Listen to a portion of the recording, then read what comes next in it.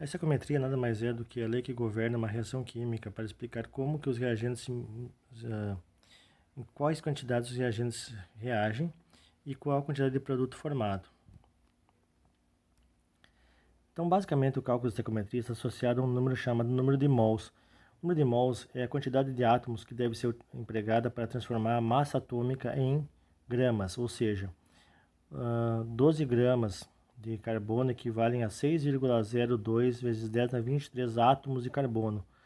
Então, esse número aqui, o mol, é o número que rege os cálculos estequiométricos para transformar as unidades de massa atômica em gramas.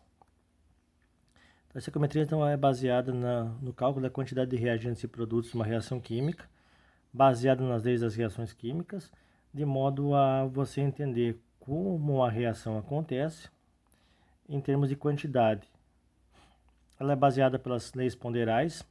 A primeira lei, a lei de Lavoisier, que diz que na natureza nada se cria, nada se perde, tudo se transforma ou permanece igual.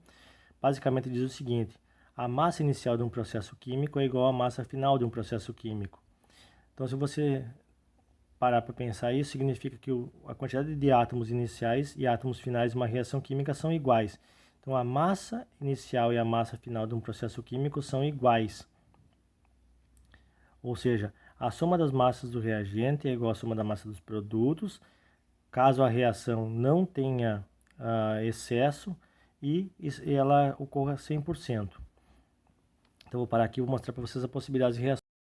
Então, temos, por exemplo, a situação A mais B formando C mais D. Eu tenho 100 gramas de A, 50 de B, e a reação não começou. Quando eu misturar os reagentes, todo A e B vão se transformar em C e D.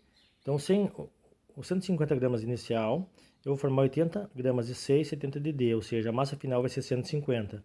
A massa inicial é 150, a massa final é 150, ou seja, conserva-se a massa. E essa reação é chamada de quantitativa, ou seja, todo reagente é transformado em produto e não ocorre em excesso. A próxima embaixo, eu adicionei 10 gramas a mais de A. Tá? Então a reação vai ocorrer de modo que no final eu vou formar 80 gramas de C, 70 de D e vai sobrar 10 gramas de A.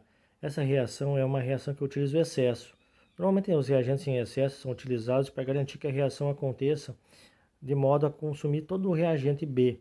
No caso, o reagente B é um reagente caro ou tóxico. Então, sempre que eu tiver uma reação onde eu tenho a possibilidade de existência de sobra de reagente tóxico ou caro, eu sempre utilizo um excesso do reagente A, o outro reagente, para garantir que a reação aconteça de modo a consumir todo o B. E a reação A mais B, formando C mais D aqui embaixo, a terceira, 100 gramas de A, 50 de B, formando 70 e 65. O que significa isso?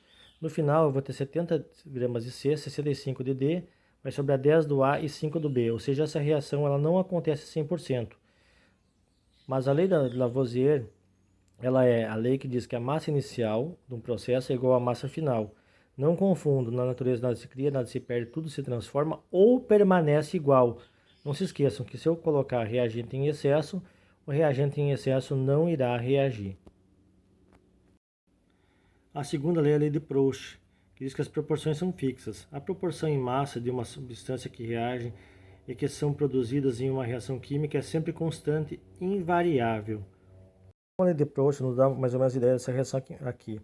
C, carbono mais oxigênio formando CO2. 12 gramas de carbono sólido reagem com 32 gramas de oxigênio gasoso, formando 44 gramas de CO2 gasoso. A proporção carbono-oxigênio é 12 por 32. De carbono para CO2, 12 por 44. De oxigênio para CO2, 32 por 44. Então essas proporções têm que ser fixas. Se eu aumentar a quantidade, por exemplo, para 24 de C, então eu vou ter 12 por 32, 24 por X. Então o X eu vou encontrar que é 64. Se eu dobrar a quantidade do reagente C, carbono, eu tenho que dobrar a quantidade do reagente oxigênio. E assim eu tenho que lembrar que todas as reações químicas acontecem em proporções fixas. E a lei de Dalton, que é a lei das proporções múltiplas. Por exemplo, existe o C mais oxigênio formando CO. Então, se eu utilizar 12 gramas de oxigênio, 12 gramas de carbono, mais 16 gramas de oxigênio, eu vou formar o CO com 28 gramas. Se eu mantiver a massa de carbono 12 e o oxigênio aumentar para 32, eu vou ter o CO2. Então aqui eu tenho possibilidade carbono mais oxigênio formando CO. 12, 16, formando 28.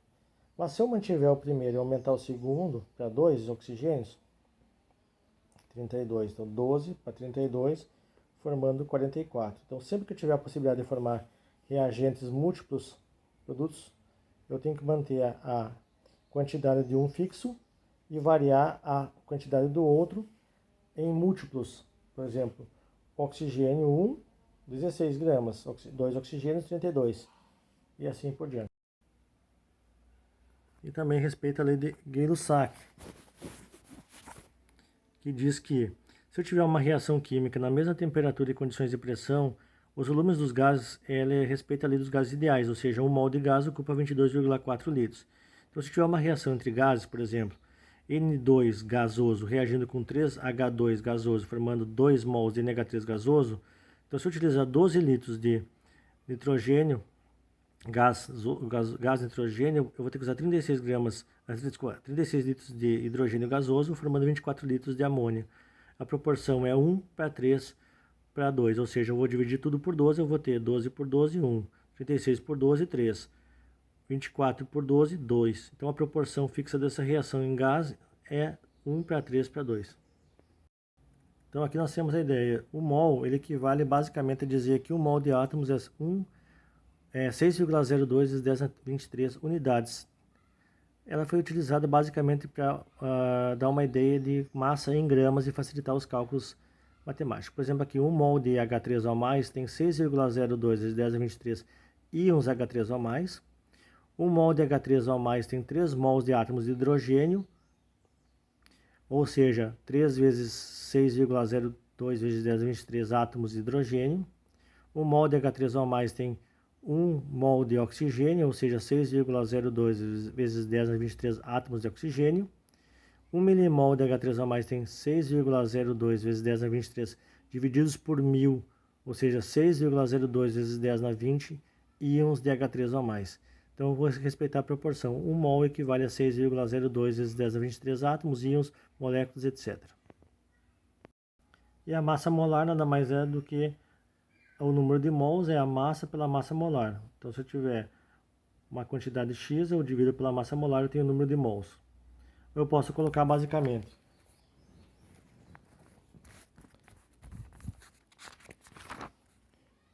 1 mol tem X gramas, 6,02 vezes 10 a 23 átomos. E se for gás, 22,4 litros na CNTP. Então aqui eu posso fazer qualquer proporção. Então, por exemplo, 1 mol de carbono são 12 gramas. 24 gramas de carbono, X. X seriam 2 mols, ou seja, N é igual a 24 sobre 12, 2 mols. Eu posso usar a fórmula ou simplesmente a proporção. 1 mol para X gramas, 6,02 a 23 átomos, moléculas ou íons. Se for gás, 22,4 litros na CNTP. E aqui eu faço a proporção, que seria basicamente uma regra de 3 que respeita a lei, a fórmula N, número de mols, massa por massa molar.